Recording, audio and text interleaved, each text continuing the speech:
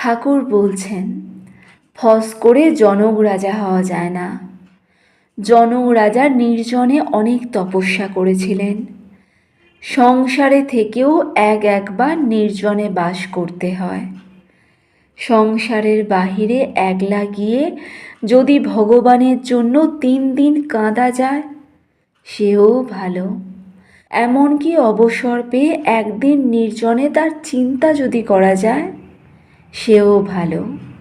ঠাকুর এভাবে বলছেন, লোকে মাঘ ছেলের জন্য 1 ঘটি কাঁদে, ঈশ্বরের জন্য কে কাঁদছে বলো?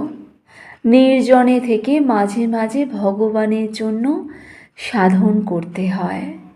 সংসারের ভিতর বিশেষ কর্মের মধ্যে থেকে প্রথম অবস্থায় মন স্থির করতে অনেক ব্যাঘাত হয়।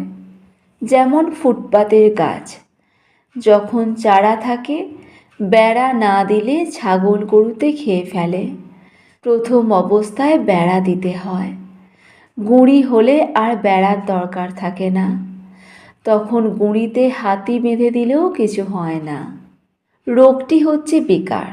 আবার যে ঘরে বিকারের রোগী, সেই ঘরে জলের জ্বালা আর আচার তেঁতুল। যদি বিকারের রোগী আরাম করতে চাও, ঘর থেকে ঠাঁই নাড়া করতে হবে। সংসারী জীব বিকারের রোগী, বিষয় হচ্ছে জলের জ্বালা। বিষয় ভোগ তৃষ্ণা, জল তৃষ্ণা। আচার তেঁতুল মনে করলেই মুখে জল সরে, কাছে আনতে হয় না। এইরূপ জিনিসও ঘরে রয়েছে।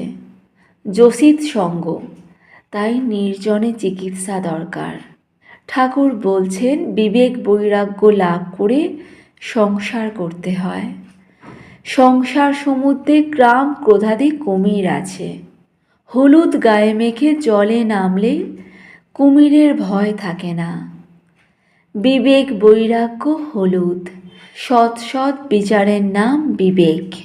ঈশ্বরই সৎ, নিত্য বস্তু, আর সব অসৎ, অনিত্য, 2 দিনের জন্য। এইটি বোধ আর ঈশ্বরে অনুরাগ, তার ওপর টান, ভালোবাসা। ঠিক গোপীদের কৃষ্ণের ওপর যেরূপ টান ছিল। ঠাকুর বলছেন, রাধা কৃষ্ণ মানো আর নাই মানো, এই টানটুকু নাও।